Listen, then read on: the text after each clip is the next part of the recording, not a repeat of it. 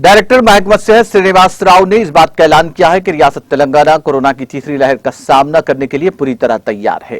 उन्होंने इस बात का दावा किया कि तेलंगाना 2025 तक मलेरिया से पाक रियासत बनने जा रही है।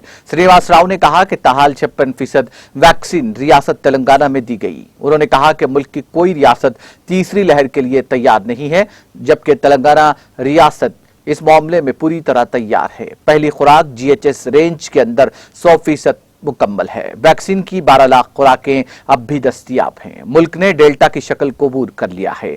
उन्होंने कहा कि मलेरिया का फैलाव कबायली इलाकों में ज्यादा है। इस साल केसेस की तादाद माजी के मुकाबले कम है।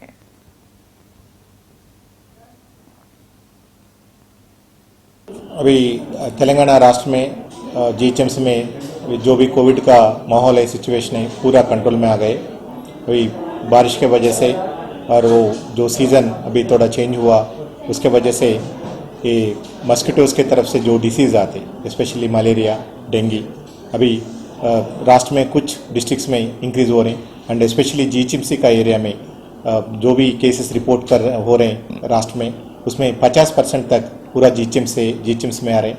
अभी तक almost 447 dengue cases has reported only from GHMC area.